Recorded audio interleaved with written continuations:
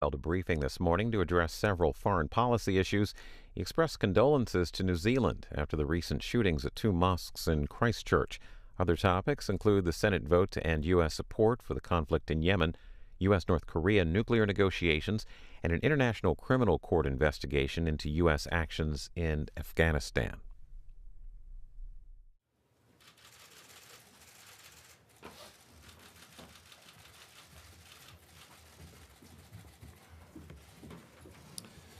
Good morning, everyone. Today, I'd like to make brief remarks on two foreign policy issues. But first, I want to offer my personal condolences to the nation of New Zealand in the wake of the grotesque mosque attacks in Christchurch. The thoughts and prayers of the American people are with the victims and their families today. The United States condemns this hateful assault.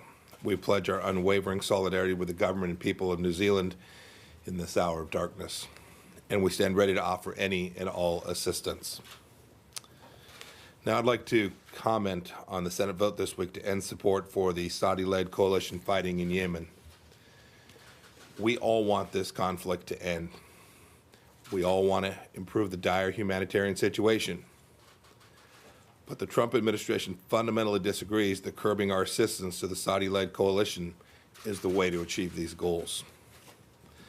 The senators who voted aye say they want to end the bombing in Yemen and support human rights. But we really need to think about whose human rights. If you truly care about Yemeni lives, you'd support the Saudi-led effort to prevent Yemen from turning into a puppet state of the corrupt, brutish Islamic Republic of Iran. If we truly care about Saudi lives, you'd want to stop Iran-backed Houthis from launching missiles into Riyadh. If you truly care about Arab lives in the region, you'd support allied efforts to prevent Iran from extending its authoritarian rule from Tehran to the Mediterranean Sea and on down to Yemen. And if we truly care about American lives and livelihoods and the lives and livelihoods of people all around the world, you'd understand that Iran and its proxies cannot be allowed to control the shipping lanes that abut Yemen. We're deeply aware of the humanitarian crisis in Yemen, and we deplore it. The United States has given more than $2 billion to help the Yemeni people since the start of the conflict. And Saudi Arabia has given over $500 million in 2018 alone and has pledged an additional $500 million this year. The Islamic Republic of Iran has provided $0 for humanitarian assistance. The way to alleviate the Yemeni people's suffering isn't to prolong the conflict by handicapping our partners in the fight, but by giving the Saudi-led coalition the support needed to defeat Iranian-backed rebels and ensure a just peace. We hope, I met with Martin Griffiths yesterday, we hope that agreements can be implemented to de-escalate, but we must make sure that this crisis comes to an end. Second item I wanted to talk today about is the International Criminal Court. In a speech last year in Brussels, I made clear that the Trump administration believes reforming international institutions, refocusing them back on their core missions, and holding them accountable when they fail to serve the people that they purport to help. We seek to partner with responsible nations to make sure that international bodies honor the principles of liberty, sovereignty, and the rule of law. Nation states come together to form these institutions, and it's only with their consent that these institutions exist. Since 1998, the United States has declined to join the ICC because of its broad, unaccountable prosecutorial powers and the threat it poses to American national sovereignty.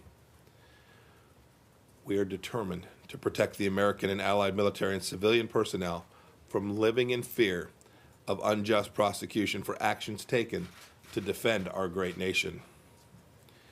We feared that the court could eventually pursue politically motivated prosecutions of Americans, and our fears were warranted. In November of 2017, the ICC prosecutor requested approval to initiate an investigation into, quote, the situation in Afghanistan, end of quote, that could illegitimately target American personnel for prosecutions and sentencing.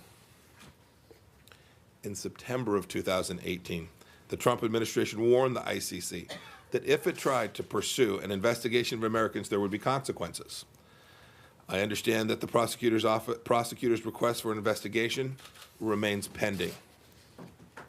Thus, today, persistent to existing legal authority to impose visa restrictions on any alien, quote, whose entry or proposed activities in the United States would have potentially serious adverse foreign policy consequences, end of quote. I'm announcing a policy of U.S. visa restrictions on those individuals directly responsible for any ICC investigation of U.S. personnel. This includes persons who take or have taken action to request or further such an investigation. These visa restrictions may also be used to deter ICC efforts to pursue allied personnel, including Israelis, without allies' consent. Implementation of this policy has already begun. Under U.S. law, individual visa records are confidential, so I will not provide details as to who has been affected and who will be affected. But you should know, if you're responsible for the proposed ICC investigation of U.S. personnel in connection with the situation in Afghanistan, you should not assume that you will still have or will get a visa, or that you will be permitted to enter the United States. The United States will implement these measures consistent with applicable law, including our obligations under the United Nations Headquarters Agreement. These visa restrictions will not be the end of our efforts. We are prepared to take additional steps, including economic sanctions, if the ICC does not change its course. The first and highest obligation of our government is to protect its citizens, and this administration will carry out that duty. America's enduring commitment to the rule of law, accountability, and justice is the envy of the world, and it is at the core of our country's success. When U.S. service members fail to adhere to our strict code of military conduct, they are reprimanded, they're court-martialed, and sentenced if that's what's deserved. The U.S. government, where possible, takes legal action against those responsible for international crimes.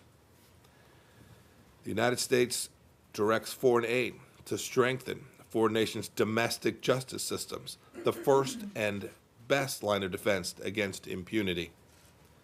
The United States also supports international hybrid legal mechanisms when they operate effectively and are consistent with our national interest. These would include, for example, the mechanism handling Rwandan and Yugoslav atrocities and international evidence collection efforts in both Syria and Burma. But the ICC is attacking America's rule of law. It's not too late for the court to change course, and we urge that it do so immediately. Thank you. Secretary, it's time for a few questions. Associated Press. Thank you. Thank you, Mr. Secretary. Yes, I'm just very briefly on the ICC decision. Are you doing this today because they haven't closed or dropped the pending Afghanistan investigation, or is there some other reason? And then secondly, I'm wondering if you've had a chance to see, and if you could respond to what the North Korean deputy foreign minister said overnight about the U.S. giving up a golden opportunity by walking away in Hanoi and blaming you personally and Ambassador Bolton for creating this atmosphere of hostility. So with respect to the reason for the actions we're taking today, it's a part of a continued effort to convince the ICC to change course with its potential investigation and potential prosecution of Americans for their activities and our allies' activities in Afghanistan. We're trying to stop them, trying to prevent them from taking actions that are deeply inconsistent in our view with the course of action that has been laid out for the ICC, even though we're not members.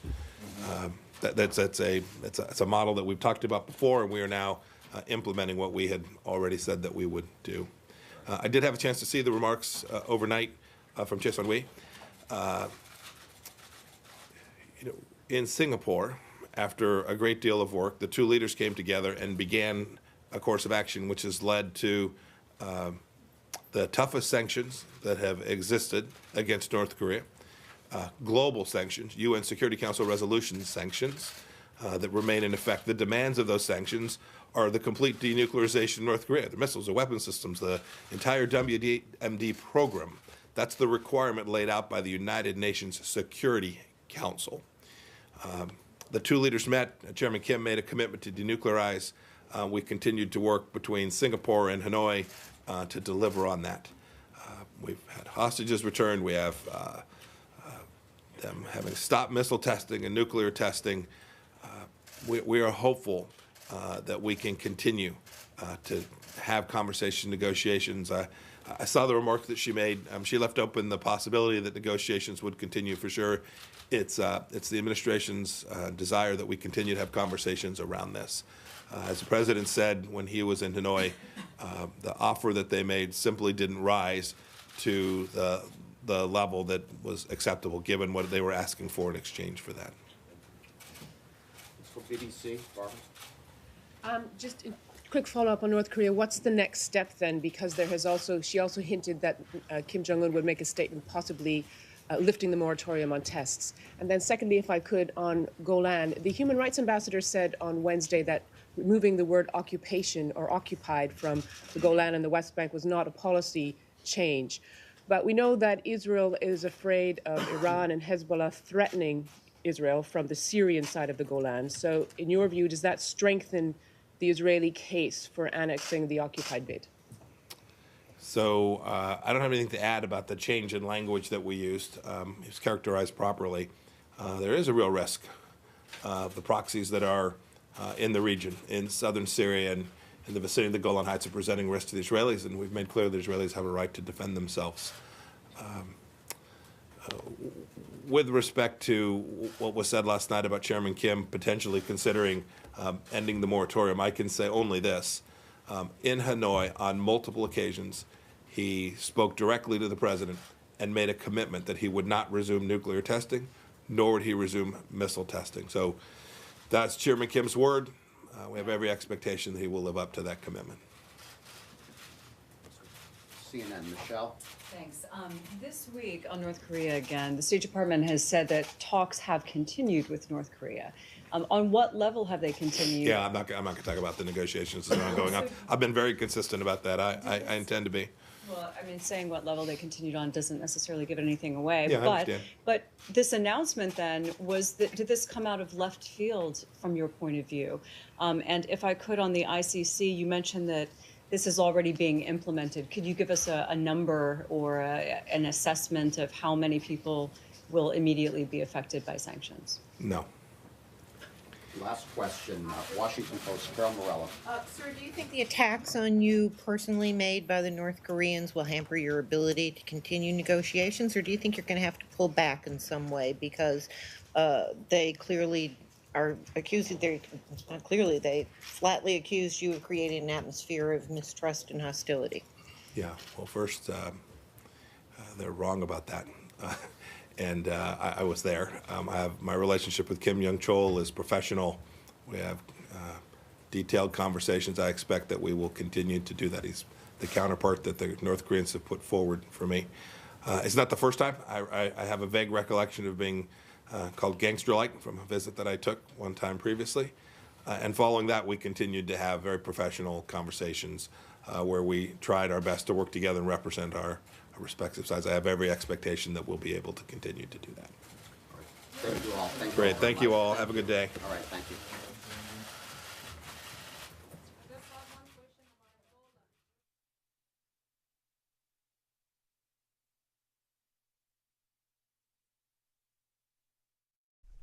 Coming up at the top of the hour, Jake